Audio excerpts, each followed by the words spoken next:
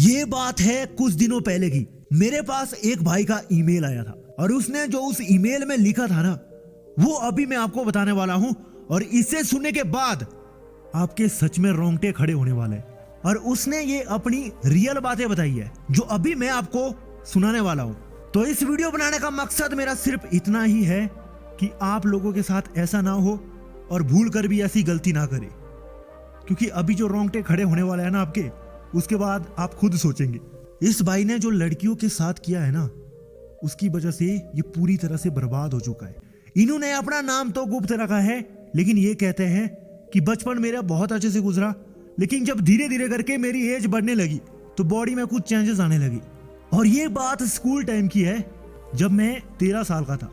उस वक्त से मैंने वो गलत काम करना शुरू कर दिया था और इसी वजह से धीरे धीरे करके मेरी सोच लड़कियों के प्रति बहुत गंदी होती गई। आकर्षण बढ़ता गया, फिजिकल अट्रैक्शन बहुत बढ़ता गया। और मेरी कोई गर्लफ्रेंड नहीं थी, मैं सिंगल था। इसकी वजह से मुझे बहुत तड़पन होती थी कि मेरे पास कोई कुछ क्यों नहीं है। और ये कहता है कि मेरी ये आदत इतनी ज्यादा बढ़ गई कि मैं अकेले में तो गलत काम करता था, लेकिन अब मुझे कोई गर्लफ्रेंड चाहिए। तो उसे अपनाने के लिए मैं एक गलत तरीका यूज करता था, और वो ये है कि जब मैं स्कूल में था, किसी लड़की को देखता था, अगर वो भी मुझे देखे तो मैं अपना लिंग को पकड़कर उसे इशारा देता था। और ऐसे मैंने एक लड़कियों के साथ नहीं, बल्कि कोई गिनती नहीं है कि कितनों के साथ ऐसा किया है। और यहां तक कुछ लड़कियों ने मुझे थप्पड़ भी मारे, मारपीट भी बहुत ज्यादा हुई, लेकिन मैं नहीं सुधरा। ये तो छोटी सी बात है। इसके बाद भाई जो मैं आपको बताने वाला हूं, इस भाई ने जो कहा है वो तो इससे भी ज्यादा रोंगटे खड़े कर देगा। ये भाई कहता है, मुझे ना रात को अच्छे से नींद आती है, ना किसी काम में मन लगता है, ना पढ़ाई में मन लगता है, मुझे बस मन लगता है वो गलत काम करने में। जैसे कोई नशे की हालत में है, वैसे मेरी हालत हो चुकी है। नशे में कोई इंसान जो हरकतें करता है, वैसे ही हरकत अब मैं भी करने लगा हूँ। ये बात आज से 6 महीने पहले की है। मैं किसी शादी समारोह में जा रहा था। वहां पर बहुत सारी लड़कियां थी जो बहुत अच्छी थी, और मुझे उनको देखकर बहुत ज्यादा अट्रैक्शन होने लगा। मेरे अंदर इतनी हिम्मत तो नहीं थी कि उनसे बात करूं, लेकिन मैं उनके सामने गया और उनको बैग से पकड़ दिया, किसी को हाथ से पकड़ने लगा, वो भी बिना पूछे, बिना वजह। और वहां पर बहुत सारे लोगों ने देखा और मुझे मार मार के मेरी हालत बुरी कर दी।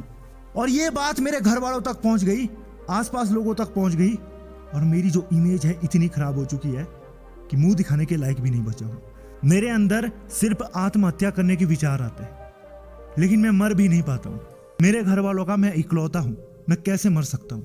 और ये बात यहीं तक नहीं रुकी, क्योंकि आसपास के लोगों को लगता है मैं पागल हूं, मैं मेंटली हूं, लेकिन मुझे अच्छे से पता है मैं मेंटली नहीं हूं।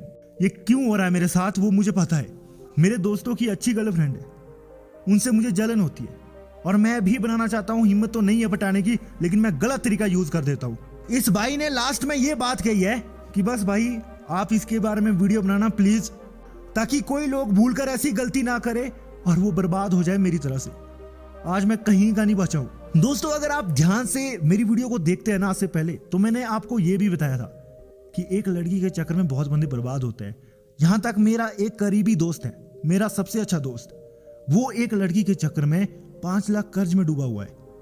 उसके घर वाले गरीब है, फिर भी उसने कर्ज में डुबा दिया।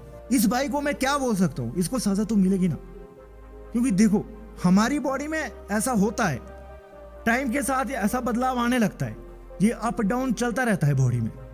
लेकिन इसका मतलब ये नहीं है कि हम हद पार कर दे।